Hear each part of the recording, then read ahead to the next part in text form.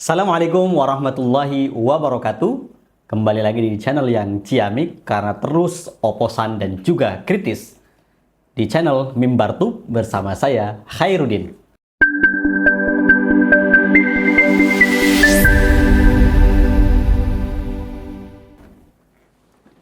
Baru-baru ini pemerintah ya lewat istana meluncurkan program Lapor Mas Wapres. Luar biasa ya. Program yang katanya diklaim merupakan program pemerintah tapi spesifik menyebut nama wakil presiden ya dengan sebutan emas ya. Program yang kemudian diluncurkan ya untuk mempercepat proses pelayanan terhadap publik ya. Tapi aneh ya. Ini kan juga ketika kemarin diluncurkan Mas Gibran Raka Buming Raka selaku wakil presiden tidak hadir dalam peluncuran tersebut. Dan ternyata akhirnya program tersebut pun dibatasi ya. Ketika melapor itu hanya per hari 50 orang. Luar biasa ya. Dan yang menjadi blunder lagi ternyata masyarakat yang akhirnya pada iseng ya melaporkan akun Fufu Fafa ya dalam laporan di aplikasi Lapor Mas Wapres. Luar biasa. Luar biasa, luar biasa. Ya. Dan lucunya lagi, kebijakan ini seperti kebijakan di tingkat kelurahan yang dibawa ke pusat. Ya. Jadi apa gunanya kementerian, apa gunanya dirjen kementerian dan lain sebagainya jika kemudian apa-apa langsung ke wakil presiden lewat program Lapor Mas Wapres. Dan kita tahu Gibran Raka Buming Raka ya selaku wakil presiden mengatakan bahwa istana wakil presiden akan menjadi tempat pengaduan masyarakat. Tapi faktanya ketika masyarakat datang ke istana wakil presiden ternyata juga tidak bisa langsung menemui wakil presiden karena juga ada protokol keamanan yang harus dilewati. Karena tidak sembarangan orang ya bisa masuk ke lingkungan istana kepresiden maupun istana wakil presiden. Kita tahu, saya dulu ketika aksi penolakan kenaikan BBM ya meminta audiens dengan pihak istana itu juga agak ribet ya ketika masuk ya memang keamanan ya suatu keamanan bagian dari yang penting ya untuk menjaga keamanan pemimpin wajar ya kan harus dimintai KTP dan lain sebagainya itu wajar ya jadi tidak bisa mungkin ya langsung melapor langsung ke wakil presiden ini juga akhirnya kacau balau ya seolah-olah ingin menunjukkan bahwa wakil presiden itu tugasnya bukan ban serap dan lain sebagainya, tapi faktanya ketika meluncurkan program Lapor Mas Wapres akhirnya menjadi kacau balau. Ya tadi seperti program di kelurahan. Yang kedua adalah terkait tumpang tindih kebijakan ya pada akhirnya. Karena bingung ya masyarakat sudahlah dibatasi dan belum tentu ada respon yang langsung. Ya. Per hari cuma 50 pengaduan ya. Itu butuh berapa puluh tahun ya untuk kemudian aduan kita itu misalkan ya sampai atau ditanggapi oleh pihak istana wakil presiden.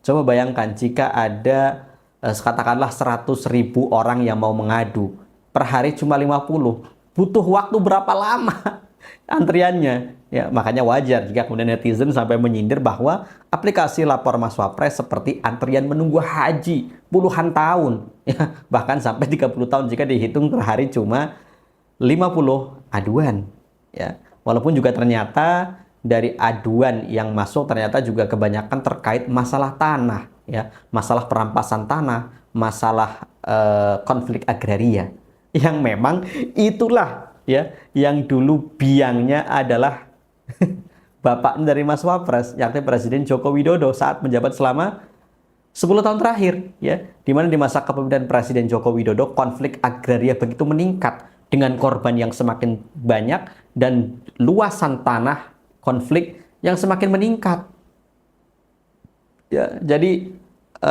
efek ya negative legacy dari seorang Joko Widodo ternyata dilimpahkan juga ke rezim Prabowo Gibran.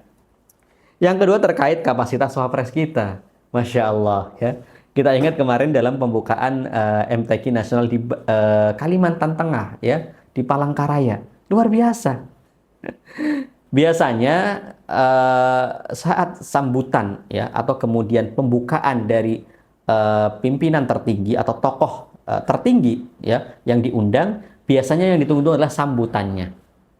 Entah itu sambutan singkat atau apa, pasti ada sambutan. Tapi luar biasanya ya, ketika Mas Wapres ini membuka MTQ di Palangkaraya, itu tanpa pidato sama sekali, hanya menabuh alat musik ya, atau beduk saja. Luar biasa. Ini ada apa? Ya, apakah kemudian Wapres tidak punya tim untuk kemudian eh, memberikan pidato singkat ya terkait tema atau tempat ya atau acara yang sedang dibuka? Ini luar biasa. Tapi memang agak luar biasa ya. Sekalinya Mas Wapres ini pidato di channelnya Wakil Presiden langsung menjadi trending topik. Ya, ini menjadi luar biasa. Kemudian juga kemarin kita heran terkait kemudian pernyataannya bahwa anak SD akan diajari coding dan HI. Aduh, luar biasa ya. Di saat yang sama hari ini dengan sistem Merdeka Belajar atau kurikulum Merdeka, banyak anak-anak kita, banyak adik-adik kita ya yang belum paham masalah perhitungan dasar. Gimana kemudian mau sampai ke masalah coding yang dengan rumus yang rumit ya dan juga angka-angka yang bikin pusing ya kalau tidak terbiasa ya. Uang masalah perhitungan yang tingkat dasar saja belum lulus. Bayangkan ya, ada seorang anak artis yang ketika ditanya 75 ditambah 75 jawabannya 140. Itu kan luar biasa. Begitu pula ketika anak SMP loh ini ya, ternyata belum bisa baca. Ini kan juga sangat mengkhawatirkan. Bagaimana mau membaca rumus coding, membaca rumus-rumus, angka-angka, orang perhitungan dasar, kemudian membaca, itu belum bisa. Itu kadang pernyataannya luar biasa. Ini kadang kita juga heran, seberapa seberapa sih kapasitas dan dan juga kemampuan Pas Wapres ini kok sampai loh kadang pernyataannya itu tidak terukur ya, tidak terarah. Ini bagaimana timnya? Loh, harap tim Wapres ya, tim polesnya harusnya bisa memoles dong. Jangan sampai kejadian ketika ya ketika kampanye Capres dan Cawapres ya, sampai salah ngomong asam sulfat. Ya, walaupun dia sudah kemudian akhirnya setelah diprotes oleh netizen ya oleh masyarakat umum itu kemudian mengakui kesalahannya. Ya, ini kan tadi sudah menjadi wakil presiden. Ya harusnya bagaimana lah ya dipoles agar kemudian tidak kemudian kalang kabut ya ketika menghadapi media, ketika kemudian berbicara di depan umum dan lain sebagainya. Yang kedua adalah kalau kita lihat gerak-geriknya Mas Wapres ini ya sudah 11-12 ya, plek ketiplek dengan bagaimana gaya Presiden Jokowi ketika ingin menaikkan elektabilitasnya. Tadi dengan belusukan ya. Kalau kita lihat tugas Mas Wapres hari ini tuh ya seperti pernah yang disebut oleh saya juga banyak pengamat ya bahwa tugas Wapres itu hanya akan ada kurang lebih 5 ya. Gunting pita, tabuh beduk, tabuh gong, kemudian bagi-bagi susu ya, bagi-bagi kemudian mengawasi pembagian makan bergizi gratis dan mungkin tadi tanda tangan peresmian. Ya, jadi luar biasa. Artinya tugasnya hanya tadi pembukaan, peresmian, ya, kemudian belusukan, ya, bagi-bagi mungkin hadiah. Jadi mirip ketiplek dengan Presiden Jokowi yang saat ini ketika sudah selesai masa jabatannya, ya, kemudian post power syndrome dengan cawe-cawe udah pilkada 2024, ya, di Jawa Tengah dengan langsung menjadi juru kampanye Ahmad Lutfi Taji Yassin. Hari ini tiba di Jakarta, kemarin langsung berkumpul dengan timnya Ridwan Kamil Suswono ya, mendukung Ridwan Kamil Suswono ya. Dan ini seperti ketakutan yang luar biasa ya. Kalau sampai Jakarta dan Jawa Tengah kalah ya, ini pertarungan besar bagi seorang Jokowi dan kroni-kroninya. Ya, luar biasa ya. Walaupun kita tahu di Jakarta akan sangat berat ya karena Ridwan Kamil ya bisa menjadi ancaman di tahun 2029 bagi Prabowo maupun Gibran ya jika kemudian mendapatkan panggung menjadi gubernur daerah khusus Jakarta. Walaupun tetap akan menjadi ibu kota ya karena bagaimanapun kepres untuk pemindahan ibu kota sampai sekarang belum dikeluarkan oleh Presiden Prabowo Subianto. Dan tadi terkait tugas wapres ini pada ujung-ujungnya sama, belusukan ya. Kalau kata apa namanya ulama gontor ya, sepatu biru tidak bisa ngapa-ngapain. Blusukan. Luar biasa ya. Jadi itulah ya. Dan kita masih ingat dulu ketika brandingnya Pak Jokowi yang belusukan itu kemudian mengasosiasikan dirinya seperti Umar bin Khattab. Luar biasa. Ya, memang Umar bin Khattab itu ketika belusukan ya tidak membawa media, tidak berkoar-koar bahwa dirinya akan belusukan. Ya, Umar bin Khattab itu ketika belusukan itu diam-diam. Dia langsung melihat bagaimana keadaan kondisi rakyatnya, bukan untuk pencitraan. Kita masih ingat kisah bagaimana seorang Umar bin Khattab ya malam-malam melihat ya bagaimana keadaan masyarakatnya ketika ada musafir dari luar Madinah sampai ke Madinah ya, baik itu pedagang ataupun pengembara atau lain sebagainya ya. Kemudian bagaimana kisahnya ketika dia dengan pengawal pribadinya ya, dengan ajudannya lah katakanlah Aslam ya, ke pinggiran kota Madinah melihat tangisan anak-anak ya di malam hari. Apa yang terjadi ya? Si ibu ternyata masih memasak ya. Ternyata ditunggu-tunggu lama sekali masak nggak matang-matang. Sampai Umar bertanya, apa yang kamu masak wahai ibu? Ternyata ibu itu memasak batu hanya untuk menenangkan anak-anaknya supaya tidur ya. Ya akhirnya ibu ini sampai kemudian jengkel ya dengan Umar bin Khattab ya karena kebijakannya dia sampai tidak melihat apa namanya kesengsaraan atau kemiskinan masyarakatnya. Nah, Aslam mau menyela ya bahwa engkau sedang berbicara dengan Umar bin Khattab, tapi dicegah oleh Umar bin Khattab ya. Umar bin Khattab langsung datang ya ke gudang penyimpanan makanan. Beliau membawa sendiri satu karung tepung ya. Dia meminta Aslam ya pengawal itu ingin dirinya yang mengangkat, tapi luar biasa dicegah oleh Umar bin Khattab. Hingga kemudian Umar bin Khattab memasakkan bubur untuk anak-anak yang sedang menangis ya, tidak bisa tidur karena kelaparan ya.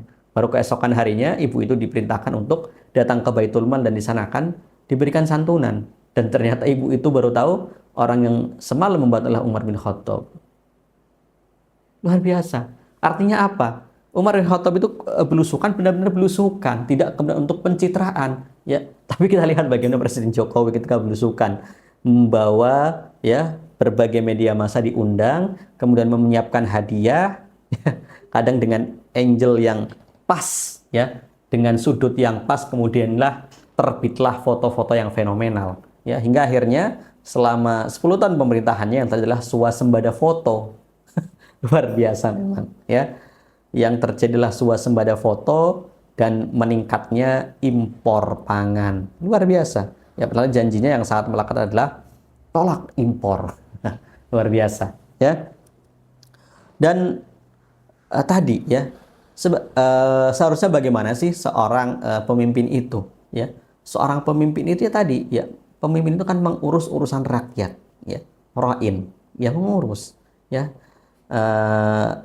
disebutnya seperti penggembala ya. Penggembala itu kan ketika menggembalakan kambing, domba atau sapi dan untanya, itu kan dia diopeni ya gembalaannya. Jangan sampai tersesat, jangan sampai diterkam oleh binatang buas dan lain sebagainya. Itulah yang harusnya dilakukan oleh seorang pemimpin, ya, bukan sekadar pencitraan untuk ya mendapatkan elektabilitas. Namun faktanya yang terjadi ya masyarakat tetap di bawah kesengsaraan. Ya, kita masih ingat bagaimana traktor yang dibagikan ternyata hanya untuk pencitraan ya, setelah presidennya pulang kemudian traktor itu ditarik kembali. Dan sepertinya cara-caranya Pak Jokowi akan ditiru oleh Gibran ya.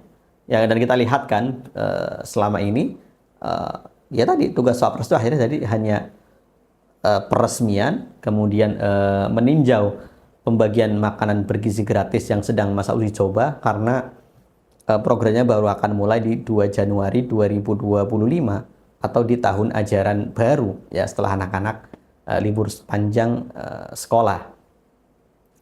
Kemudian tadi bagi-bagi susu ya, di saat yang sama tadi ya, susu dari petani lokal, dari peternak lokal itu tidak terserap ya ke pabrik.